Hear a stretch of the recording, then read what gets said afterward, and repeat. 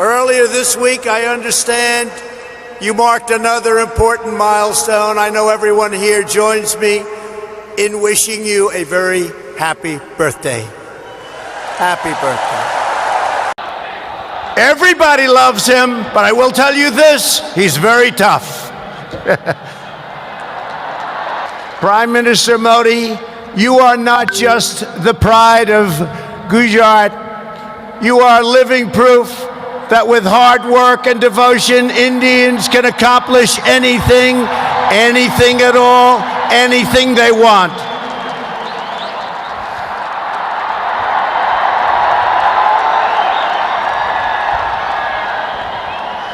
The Prime Minister has a moving story of an incredible rise, and so does this entire nation. Your nation is doing so well.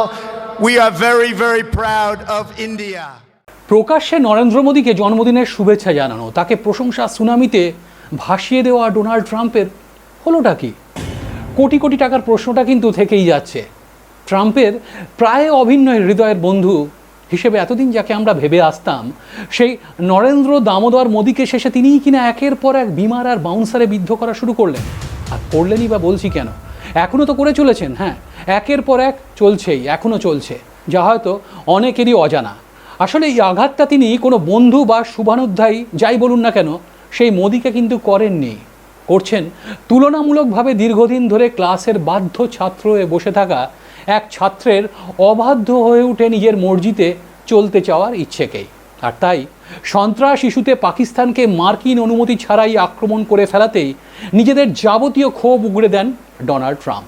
যদিও যে কেউ খুশি এই কথাটা অস্বীকার করতে পারেন, করুক না কেন, উপযাচক হয়েই কিন্তু নিজের স্বার্থ আর ইচ্ছেতেই ট্রাম্প যে ভারত পাক যুদ্ধবিরতিতে প্রধান ভূমিকা নিয়েছিলেন তা কিন্তু সত্যি বলার অপেক্ষা রাখে না।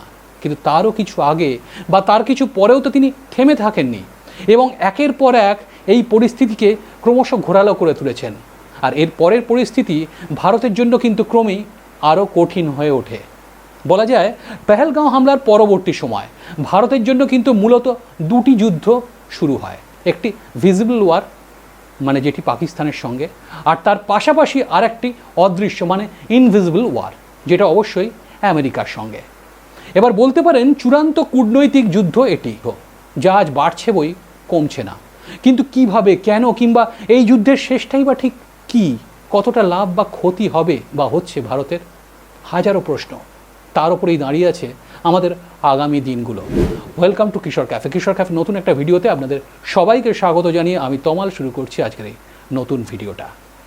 এই দিন কয়েক আগের কথা, পাকিস্তান তার সামরিক সম্মান নিশানি ইমতিয়াজ তুলে দিল মার্কিন জেনারেল কুরিল্লার হাতে। বলা হলো আঞ্চলিক শান্তির স্বার্থে নাকি তার এই অসাধারণ অবদানের স্বীকৃতি স্বরূপ এটা তাকে দেওয়া হলো। কোন শান্তি জানা নেই। আর এরপরেই হোয়াইট হাউসে ট্রাম্পের সঙ্গে মধ্যাহ্নভোজে বসেন পাকিস্তানের সেনাপ্রধান ফিল্ড মার্শাল আসিম মুনির। কী আলোচনা হয়েছিল তা জানে না কেউ, কিন্তু পরে জানা গেল পাকিস্তান নোবেল শান্তি পুরস্কারের জন্য ট্রাম্পের নাম প্রস্তাব করেছে। আর এই মধ্যাহ্নভোজের ঠিক পরে ওয়াশিংটনে যান পাকিস্তানের বিমান বাহিনীর প্রধানও। এবার মার্কিন প্রতিরক্ষা কর্মকর্তাদের সঙ্গে একাধিক বৈঠকও হয় তার। লক্ষ্য ভারী সামরিক যুদ্ধ সরঞ্জাম, যার মধ্যে F-16 ব্লক যুদ্ধ বিমান থেকে শুরু করে অত্যাধুনিক মিসাইল সমস্ত কিছুই রয়েছে আর কি সেই তালিকায়। অর্থাৎ ট্রাম্পের নোবেল আর পাকিস্তানের ব্যবসা বা সামরিক স্বার্থসিদ্ধি দুটোই তো হলো। কিন্তু কূটনীতিকরা বলছেন পাকিস্তান আর ট্রাম্পের এই আচমকা মাখামাখির পেছনে বেশ কয়েকটা পোক্ত কারণ কাজ করছে, যার মধ্যে প্রথম হলো পাকিস্তান এবং মার্কিন ক্রিপ্টো ফার্মের সঙ্গে তৈরি হওয়া একটা চুক্তি। তবে এবার একটু খোলসা করা যাক।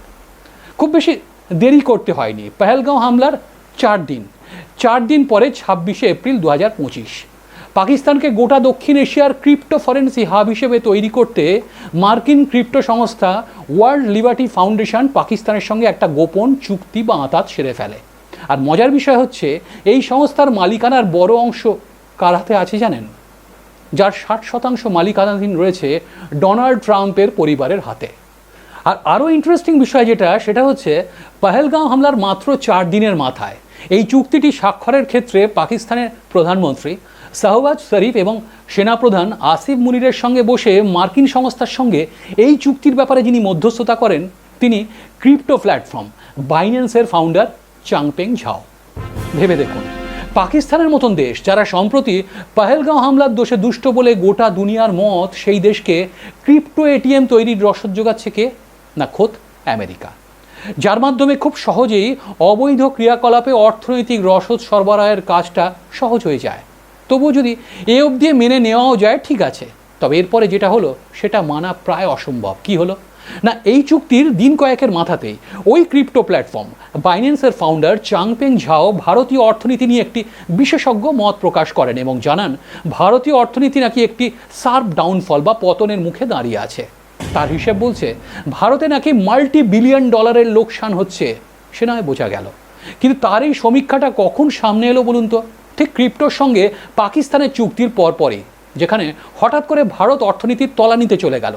আর যে পাকিস্তানের অর্থনীতি ইতিমধ্যেই ঋণের ঠেলায় IMF-এর কাছে বিকিয়ে আছে, দেশের জিডিপি গ্রোথ তলানিতে, কর্মসংস্থান শূন্যের কাছাকাছি, সর্বস্বীকৃতভাবে দেউলিয়ার প্রায় কাছে, তাকে দক্ষিণ এশিয়ার ইকোনমিক পাওয়ার হাউস হিসেবে দেখানো হলো। দ্বিতীয়ত মূলত চীনকে ঠেকাতে ইন্দো প্যাসিফিক অঞ্চলে নিরাপত্তা শান্তি সুরক্ষিত রাখতে আমেরিকা, ভারত, অস্ট্রেলিয়া এবং জাপান মিলে কোয়াড বা কৌশলগত একটা নিরাপত্তা বলয় তৈরি করেছিল। যদিও কোয়াড জোটের অন্যতম শরিক হিসেবে আমেরিকার সঙ্গে ভারতের সম্পর্ক দীর্ঘদিন ধরেই ওই স্ট্র্যাটেজিক পার্টনারশিপের পর্যায়ে রয়েছে, তাই চীনকে ঠেকাতে সেই সম্পর্ক ছিল অনেকটা স্তম্ভস্বরূপ। কিন্তু ট্রাম্প দ্বিতীয় দফায় এসে কী করলো? অন্য ছকে খেলা শুরু করলো। তিনি চীনের সঙ্গে সরাসরি ডিল করতে চাইলেন এবং ভারতকে বাদ দিয়ে, যে কারণে সাম্প্রতিক সময়ে ট্রাম্পের মুখে কোয়াড শব্দটাও তেমন একটা শোনা যাচ্ছিল না। এবার ভারতের ভূমিকা যে এখন অনেকটাই সংকুচিত তা কিন্তু বেশ স্পষ্ট। তৃতীয়ত, এতদিন ধরে আমেরিকা সেদেশে ভারতীয় রপ্তানি দ্রব্যের ওপরে 3.91% ট্যারিফ বা শুল্ক নিত। এবার সেটাই বাড়িয়ে করে দিল কত না 25%। আমার এই ভিডিওটি যখন শ্যুট করা হচ্ছে তখনও পর্যন্ত এই 25%-এর কোনো নড়চড় হয়নি, তবে হবে কি না কোনো ঠিকও নেই। আর যদি হয়ও তাহলে কতই বা হবে? 25 কমে বড়জোর 20 সামান্য আগে পিছু কিছু হবে, কিন্তু তাতে ফল কি হবে না, যার সরাসরি প্রভাব এসে পড়বে আমাদের রপ্তানি শিল্পে, মানে এক্সপোর্ট ইন্ডাস্ট্রির ওপরে। শুল্কের ফলে বিপাকে পড়তে পারে বৈদ্যুতিন সামগ্রী, ওষুধ, মূল্যবান রত্ন, গয়না এবং বস্ত্রশিল্প।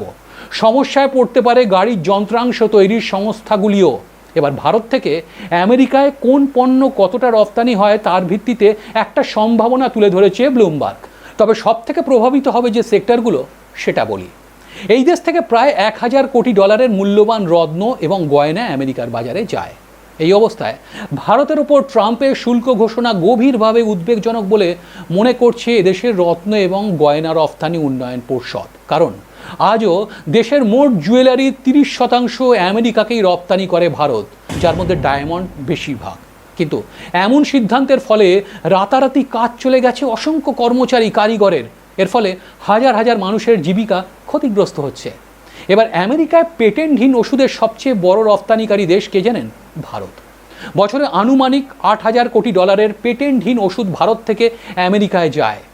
দেশের প্রথম সারির বেশ কিছু ওষুধ প্রস্তুতকারী সংস্থার লাভের 30%ই আসে আমেরিকার বাজার থেকে। এবার ট্রাম্পের শুল্ক কোপের প্রভাব পড়তে পারে ভারতের সেই সব ওষুধ প্রস্তুতকারী শিল্পেও।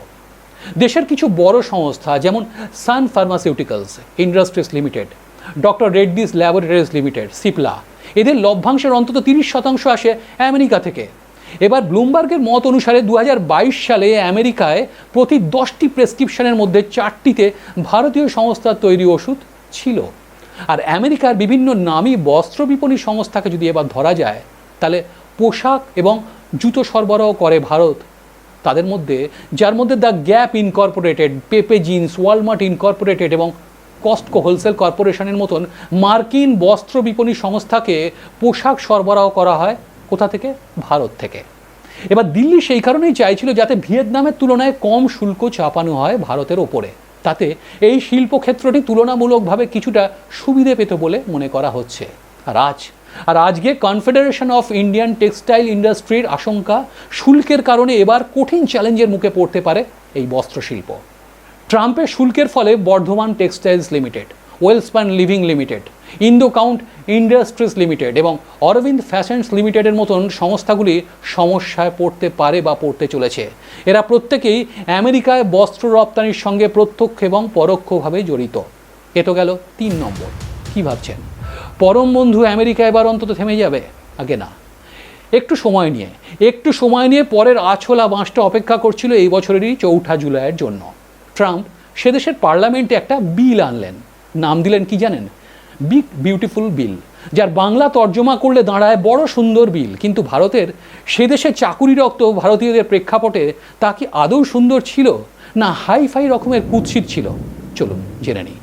আসল উদ্দেশ্যটা ছিল ভারতকে চাপে রাখার। কীরকম দেখুন, ভারতের বৈদেশিক আয়ের একটা গুরুত্বপূর্ণ উৎস হলো রেমিটেন্স। রেমিটেন্স কি? ভারতীয় বা অন্য দেশের নাগরিক নিজের দেশের বাইরে, মানে এখানে আমেরিকায় চাকরি করে যে অর্থ নিজের দেশে পাঠান তাকে রেমিটেন্স বলা হয়। এবার বিশ্বব্যাংক এবং ভারতীয় রিজার্ভ ব্যাংকের দেওয়া পরিসংখ্যান বলছে ভারত শুধুমাত্র 2024 সালেই প্রায় 12,900 কোটি ডলার, 12,900 কোটি ডলার মানে ভারতীয় মুদ্রায় 11 লক্ষ কোটি টাকারও বেশি রেমিটেন্স পেয়েছে। আর এই মুহূর্তে গোটা আমেরিকায় কাজের সুবাদে সেদেশে যাওয়া মানুষজনদের, মানে ওয়ার্ক ভিসায় আমেরিকায় যাওয়া হাইয়েস্ট নাম্বার অফ ইমিগ্রেন্টস যায় ভারত থেকেই।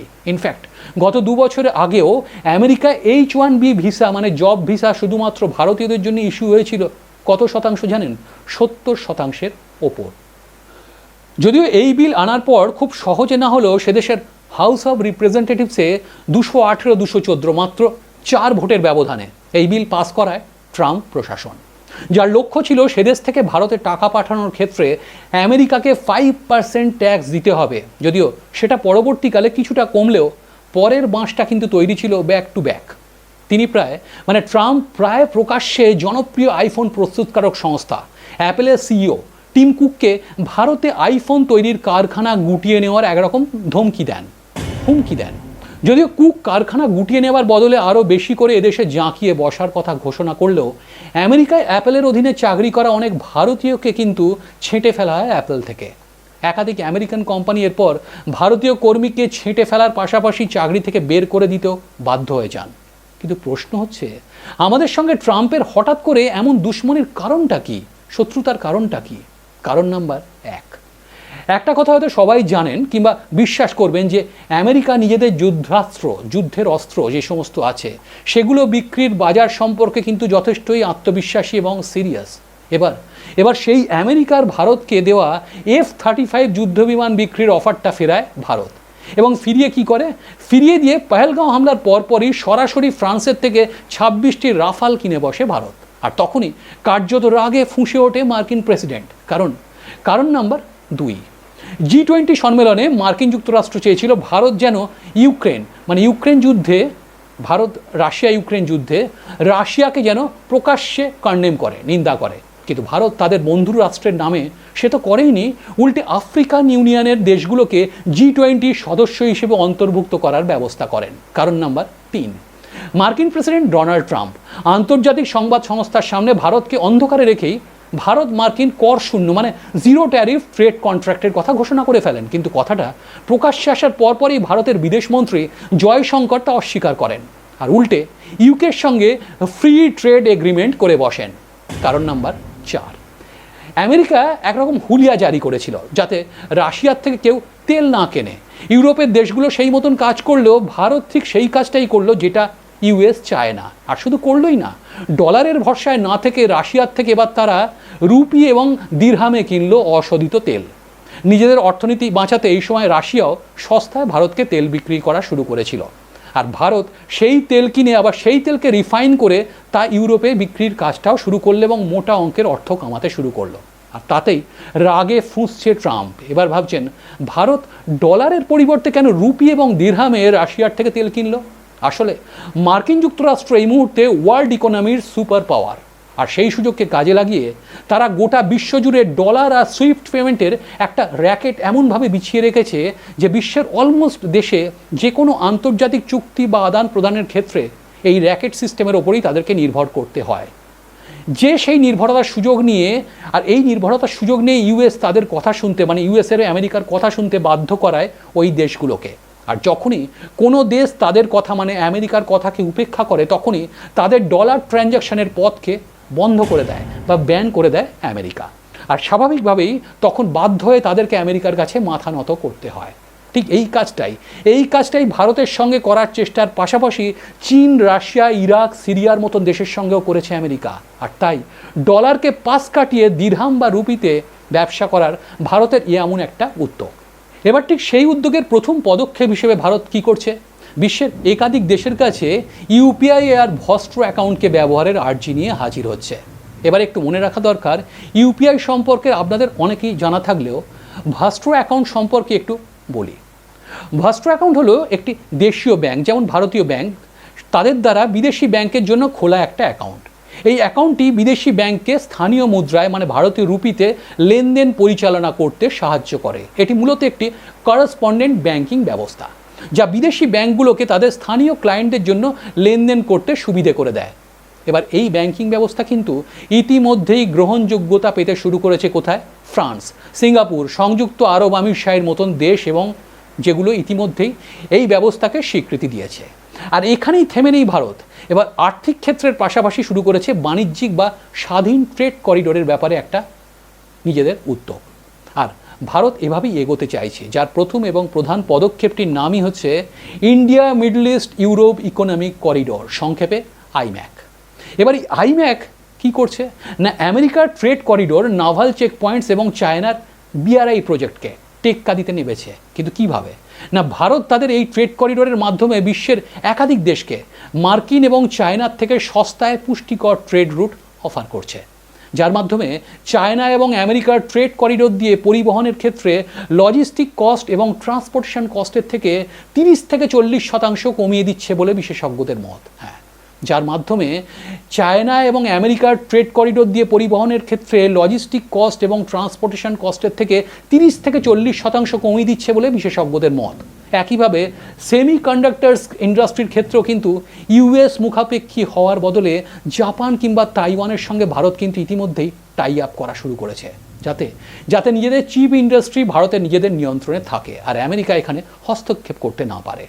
আর এই কারণেই ক্ষেপে অগ্নিশর্মা ডোনাল্ড ট্রাম্প, কারণ ভারত আমেরিকার তথাকথিত প্রভুত্ব স্বীকার করতে রাজি নয় এবং নিজের মতো চলার চেষ্টা করাতেই আজ আমেরিকার সঙ্গে অস্ত্রের হয়তো নয়, কিন্তু কার্যত একটা বিশাল আকার কূটনৈতিক বা ডিপ্লোম্যাটিক ওয়ার বেঁধে গেছে। আপাত দৃষ্টিতে যাকে দেখে খুশি লাগলেও যুদ্ধ কিন্তু ইন এ লং টার্ম ভারতকে একটা নতুন চ্যালেঞ্জের সামনে দাঁড় করালো। হ্যাঁ, আপাত দৃষ্টিতে ব্যাপারটা দেখে খুব ভালো লাগলেও এটা কিন্তু ইন এ লং টার্ম ভারতকে একটা মস্ত বড় চ্যালেঞ্জের সামনে এনে দাঁড় করালো। আর সেটা কি? সেটা হচ্ছে প্রকৃত স্বনির্ভর হতে ভারতকে আমেরিকার সাথে কূটনৈতিক যুদ্ধের পাশাপাশি কিন্তু লড়তে হবে এক পোটেনশিয়াল ইকোনমি ওয়ার, এক অর্থনৈতিক যুদ্ধ, যার শুরুটা হয়েছে কোভিড প্যান্ডেমিকের পর থেকেই। যখন থেকে বিশ্বের তাবড় কোম্পানিগুলো বুঝে গেছে কোনো একটি নির্দিষ্ট দেশে মানে চায়নার মতন কোথাও নিজেদের ম্যানুফ্যাকচারিং হাবকে সীমাবদ্ধ রাখার চেয়ে ভুল সিদ্ধান্ত যে আর কিচ্ছু হতে পারে না, তা তো প্রমাণিত সত্য। আর তাই এরপর থেকেই সেই সমস্ত সংস্থারা চাইছে চায়না ছাড়াও একটা গ্লোবাল ম্যানুফ্যাকচারিং হাব তৈরি করতে। আর সেখানেই গোটা দক্ষিণ পূর্ব এশিয়া এবং দক্ষিণ এশিয়া জুড়ে তৈরি হয়েছে এক অর্থনৈতিক যুদ্ধ। ভিয়েতনাম, বাংলাদেশ, ইন্দোনেশিয়া কিংবা ভারতের মতন দেশ প্রতিযোগিতা বা যুদ্ধে লড়ছে সেই গ্লোবাল ম্যানুফ্যাকচারিং হাবকে নিজেদের দেশে প্রতিষ্ঠিত করতে। আর সেখানেই এশিয়ার এই বাদবাকি দেশগুলোর তুলনায় অর্থনৈতিক দিক দিয়ে ভারতের অবস্থানকে যদি সুপার পাওয়ারের ভূমিকায় ভেবেও থাকি, তাহলেও কিন্তু সরকারি অনুমোদন, বিদ্যুৎ সরবরাহ ব্যবস্থা, লেবার কস্ট, স্কিল্ড লেবার মানে দক্ষ শ্রমিক, লজিস্টিক র্যাঙ্কিং এবং পরিবহনের মতন একাধিক ইস্যুতে ভারত কিন্তু ইন্দোনেশিয়া, বাংলাদেশ, ভিয়েতনাম হোক কিংবা চীনের থেকে অনেকখানি পিছিয়ে। আর সেখানেই যদি সঠিকভাবে আমাদের সামগ্রিক পরিকাঠামোকে বাস্তবিক সুপার পাওয়ারের ভূমিকায় কার্যকরী না করা যায়, তাহলে বোধহয় এই ইকোনমিক ওয়ারে জিতে আমেরিকার মুখের ওপরে তাদের সঙ্গে চলা কূটনৈতিক যুদ্ধে সমুচিত জবাব দেওয়াটা এক কথায় অসম্ভবের পর্যায়ে চলে যাবে। কিন্তু আশার কথা, এর প্রস্তুতির কাজটা ধীর গতিতে হলেও শুরু হয়েছে। এখন দেখার বিষয়ে কত দ্রুত কার্যক্ষেত্রে তাকে পুরোদস্তুর ইমপ্লিমেন্ট করা যায়। যত তাড়াতাড়ি করা যাবে ততই আমাদের কাঙ্ক্ষিত লক্ষ্য পূরণের দিকে দ্রুত গতিতে আমরা পৌঁছাতে পারবো। আজকের ভিডিওটা এই পর্যন্তই। খুব তাড়াতাড়ি আবার একটা নতুন ভিডিও নিয়ে চলে আসছি। তার আগে আবার বলে যাই, ভিডিওটা ভালো লাগলে লাইক, কমেন্ট এবং শেয়ার করার পাশাপাশি চ্যানেলটা সাবস্ক্রাইব করে পাশে থাকতে প্লিজ ভুলবেন না বন্ধুরা। আপনাদের সাবস্ক্রিপশন আমাদের কাজ করার জন্য একটা খুব বড় মোটিভেশন। ভালো থাকবেন।